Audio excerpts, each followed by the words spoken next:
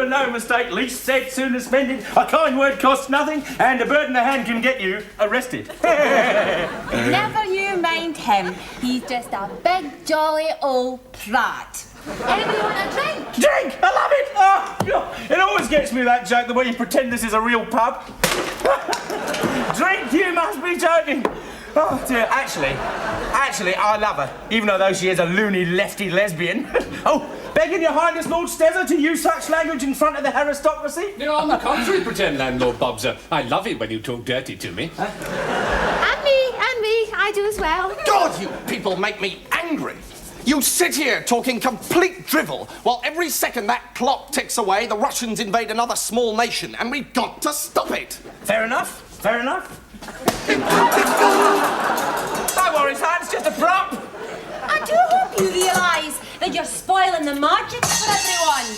Oh, lummy call blimey, I have amazing news. What news, Bezza? Can we just hold it there? Sorry, can we stop here, please? Pleasure me senseless with a market vegetable, Bezza, but that was pathetic. What? Wait, have you seen the script? What does it say here? No? Enter Bezza, shocked and excited. Now, if the author had intended you to drift on like a three-toed sloth on Mogadon, he would have said so. Now, get out and come in again. Leave the set this instant, sir. I'm terribly sorry about this, ladies and gentlemen, but Bezza is with us from a youth training scheme, and I did promise the Prime Minister faithfully that we would give him a proper apprenticeship and not just use him for cheap labour. I'm sure you understand. Anyway, Shizza, can we go back to your queue for Bezza's entrance again, please? I do hope you realise that you're spoiling the magic for everyone. Lummy call blimey, I've got amazing news. Oh, sulking! The little oik sulking! I'll deal with this. Oh, now listen here, you little thicky poor boy. You'll do it shocked and excitedly, or you'll be back on the dole in 2 shakes of a monkey's scrotum. Now get out! I do hope you realise that you're spoiling the magic for everyone. Lummy call blimey! Amazing news! Oh, well, now you're just taking the mick. Look, I'm sorry, everybody. This is just getting embarrassing. Can we run 1 or 2 of these comedy playlets just for a while while we try and get young Bezza sorted out? Thank you. Oh, look, yes! Ow! Oh.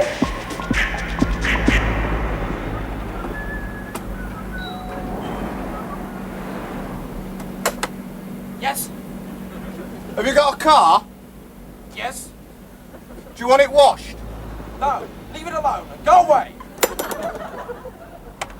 I said go away! You touch my car and I'll call the police! What's your name?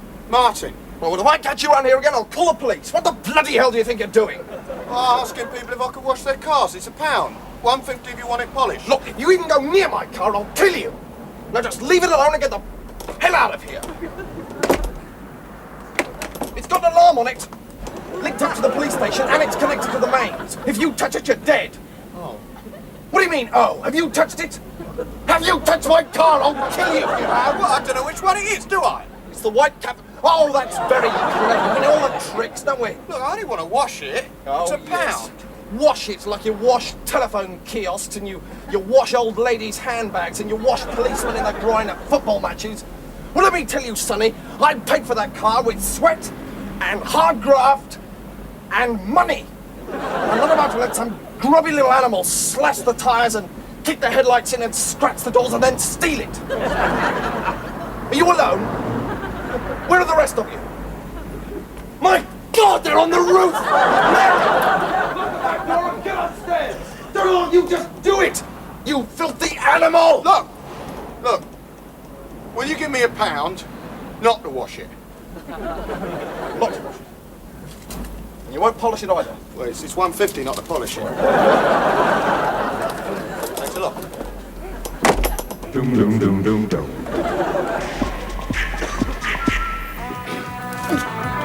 Son, is that you? Listen, I'm at the Copacabana with Denise, Bev and Warren. I did ask you. It's not my fault your mum's an old cow, is it? Anyway, listen, son, it's really awful. I don't know what to do. You've got to help me. Warren's just kissed me. Yes. Yes, babes, Warren. Blimey, how many Warrens do we know? No, 6, actually. There's that Warren works down the Star. Anyway, listen, son, listen. We were sitting on the left, right, underneath the parrots, and he just leant over, right, and said, I think you're really nice, and kissed me.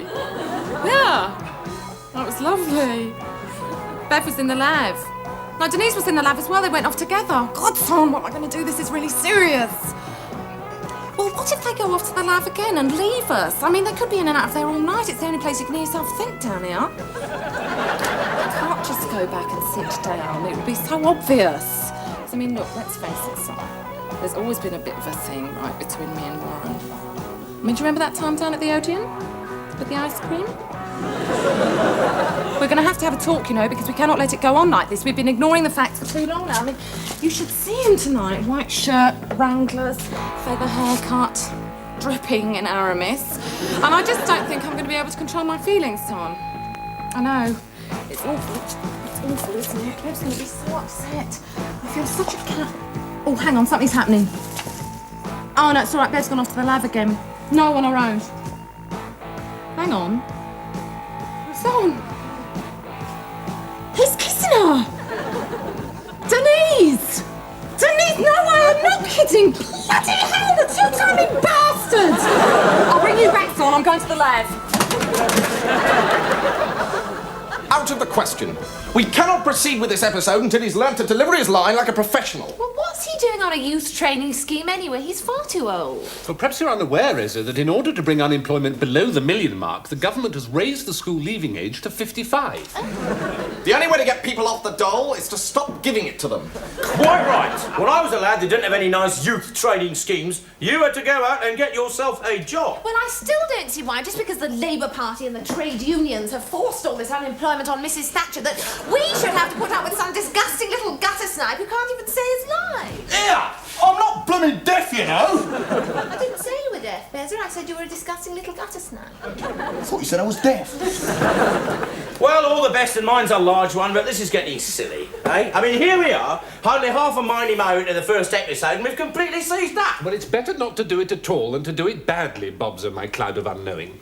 Well, I feel sorry for the talentless wee Torag. I said I wasn't blooming deaf. Nobody's saying you are deaf, Bezer. Hey, Shizza, I must get my hearing tested. As I was saying, could we not just skip his line and get on with it? Well, pretend barmaid Chizzer, considering his line happens to be, "Lummy call blimey, I have amazing news. There's going to be an earthquake, we've won the pools, and watch out for that killer shark." It'd be a bit difficult to skip it, don't you think?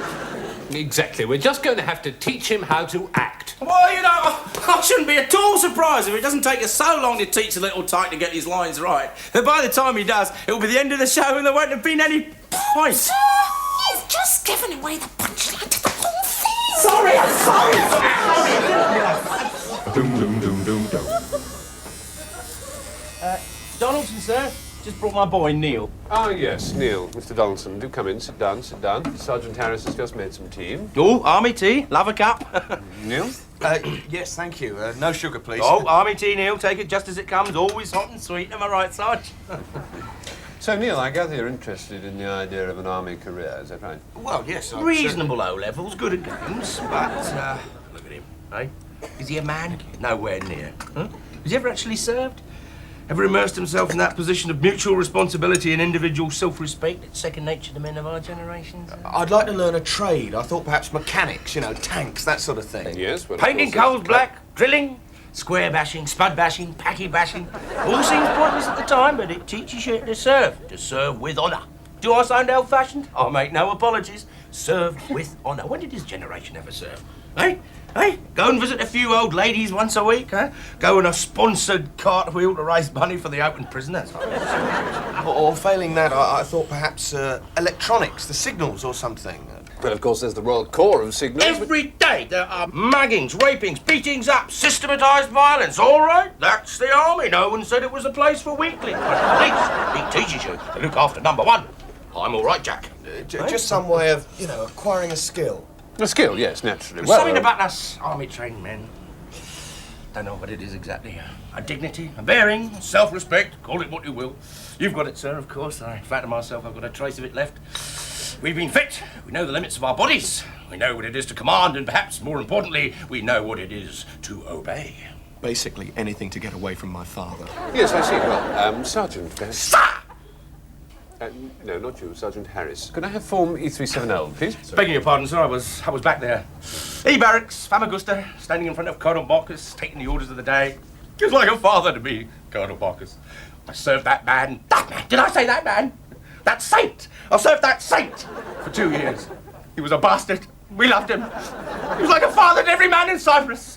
Father, mother, confessor, girlfriend, one-night stand all rolled into one. The most decorated officer in the British Army. Why not?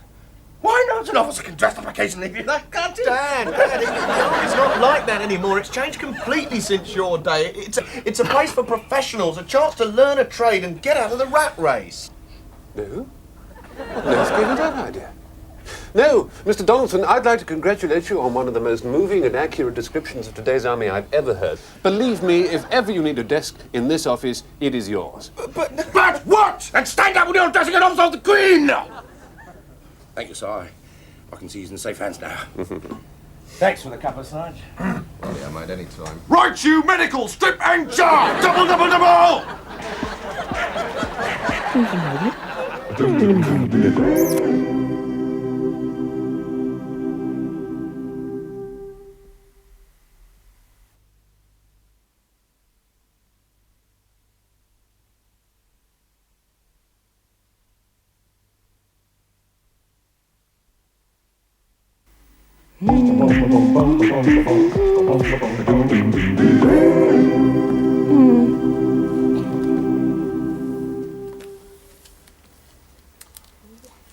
Murder of Roger Ackroyd. It's good, that. The narrator himself did it. Quite clever. Murder on the Orient Express. They all did it together. Don't look now. The hero gets murdered by a little red dwarf. Silly that. Tinker Tailor Soldier Spy. The mole is Bill Hayden. And Smiley's people, Carla, defects to the circus. All right, there you go. Back in a fortnight, please. Thank you. Thank you very much. Thank you very much indeed. You're welcome. Helping hand, that's me. Saves you bothering to read them now. All my ladies appreciate the little extra services. What? You tell them the endings to all these whodunits? Oh, no. Oh, good Lord, no. Not everyone reads crap. No, I tell them the endings to the classics, works of philosophy, restoration comedies. I told someone the ending to an atlas yesterday. Venezuela. Not a lot of people know that. Thank you very much.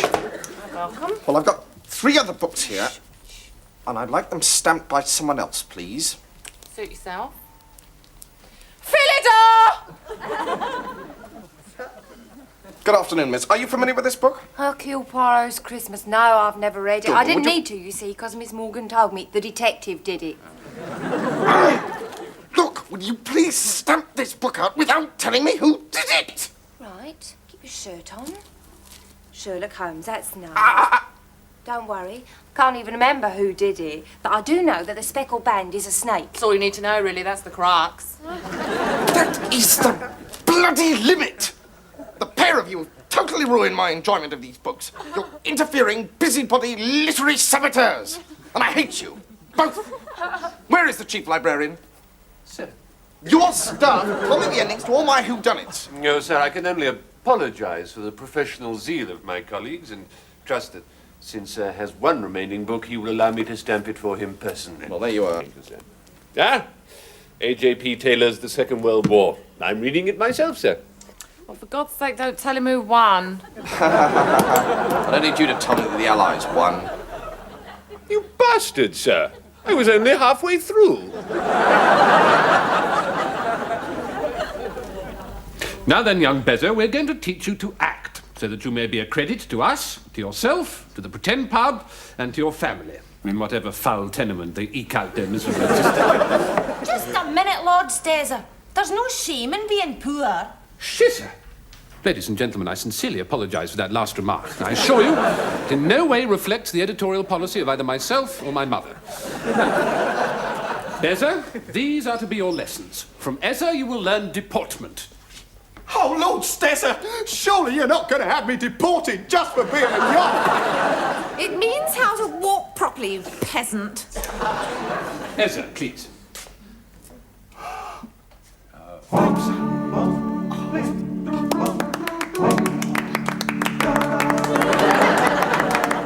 Thank you, Ezra, that was gorgeous. Now, pretend Landlord Bobsy has kindly consented to demonstrate to you the noble art of the actor's makeup. Bobsy. I was talking to Donald Sinden the other day, and he was absolutely convinced that Sir Peter wants me for the national love.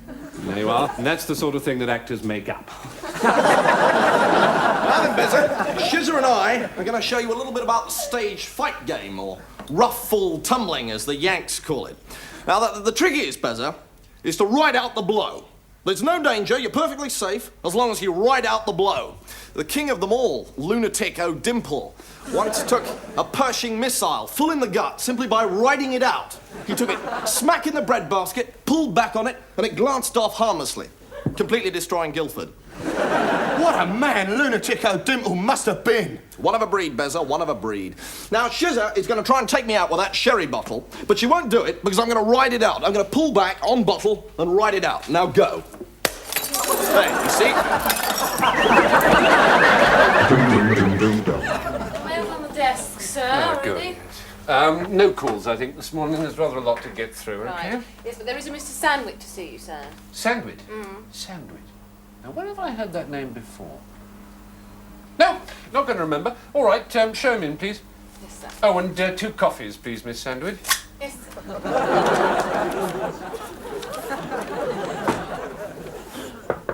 Come in. Sorry, it was the door. I'll come in again. Sorry. Yes, come in. Mr. Sandwich, is it? That's right, yes. The reason I've summoned a key... Sorry, come to see you. I'll get it right. Sorry. Yes, come in. Sorry, I'm all right. Yes, come in. Hello, my name's Sandwich. I work in the office opposite. Look, if you've got something to say, why not... It's okay, I've got it. I work in the office opposite.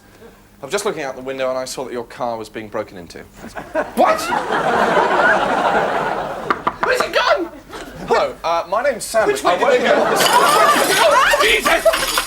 Jesus! Which way is it? Oh, you're going now, are you? Okay, I'll just run through it a few times. We'll do it when you get back.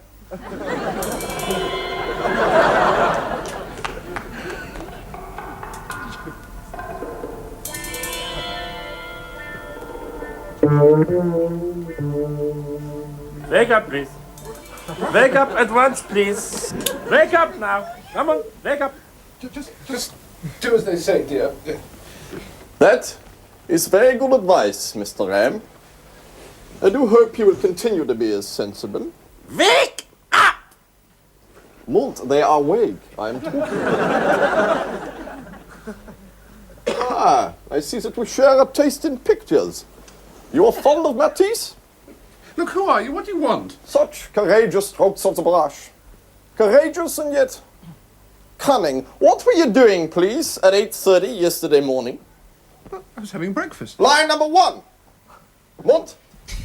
You finish your breakfast at 8:26 and you left the house at 8:27. So, I ask you again, what were you doing, please, at 8:30? Well, I was on my way to work. You went straight to your place of work? Yes. Line number 2, you did not go straight to your place of work? Well, the newsagents. I stopped off at the newsagents. The newsagents. The newsagents. And what did you purchase at the newsagents, Mr. Ram? Was it 20 filtered tippings, perhaps? Or a bar of nourishing nougat covered in thick chocolate? No, I'm thinking not. What, tell us, did you purchase at the newsagents? I can't remember. Come, Mr. Ram, don't play games with me. I'm not very good at them. Don't try and refresh Mr. Ram's memory. cast your mind back. You're leaving the house. Are you wearing a raincoat? Is it pitter-patter outside, or maybe a big... No. Hit him! No, paper, I bought the Guardian. So, after all the lies and the evasions, we have the truth. It wasn't so very difficult after all, was it, Mr. M? But it isn't a crime to buy the Guardian, is it? Of course not. There's no crime. I mean, lots of people read The Guardian. Names. Names of all the people who read The Guardian. What for? For our own purposes. For your own what? For our own purposes. Well, the Harrisons read The Guardian, don't they? Lie number 3. The Harrisons take the mail. And I may also say that they were most cooperative. Why on earth do they take the mail? Well, why do you take The Guardian? Oh, well, I like the style of the editorials. It's serious, but there's always an acid note of humour there. The women's page often makes me very angry, but, I think that's a good thing. It can be very provocative. Without ever being patronising. All in all, it's just a very good read. So, there you have it. It's a serious paper, but with a lighter side. It's provocative, but not patronising. And it's just a very good read. Above all, there is no crime in reading The Guardian. At the moment. Sake, Huzzer, will you stop moaning? It was only a pretend bottle. It still hurt. It was a prop made out of glass sugar. Calling me sugar isn't going to change anything. You got angry, you lost control, and smashed me over the head with a bottle. I simply cannot respect you anymore. It was a prop. A bottle specially designed to be smashed over people's heads without it hurting. Oh, and I suppose that somehow makes it all right, does it? I had to do it. It was in the script. I had to do it. It was in the script. Now we finally come down to it. I was only following orders. Now, where have I heard that before? The Nuremberg trials, perhaps? Yes, I rather think it was. It never occurred to you, I suppose, to act like an individual instead of a jack-booted, faceless cog. Well, it can't have come as a surprise, darling. We have rehearsed it 50 times. Does an argument like that get me my head back? No. And it didn't stop the Second World War either. Can we have everybody in position, please? Bez is ready to go. He's learnt his lines. I think we best have her cue, please, if you can. Chitter, thank you. Right. I do hope you realise that you're spoiling the magic for everyone. Blummy call blimey! Amazing news! Love! Beza, that was absolutely wonderful, and because you're wonderful and because you delivered your lines so beautifully, I'm in a position to award you an Oscar. Lord Stesser, everyone, this award doesn't belong to me, you know that. It belongs to the prop department. Now, can we please get on with the show? I'm afraid not, my love bliss crisis, because pretend landlord Bobser was absolutely right when he predicted the punchline to this show back in scene 2. We have indeed run out of time, and now we'll never know what news it was that Beza had to give us. But not to worry, because I'm sure there'll be lots more adventures in the pretend pub next week. Until then, bye-bye.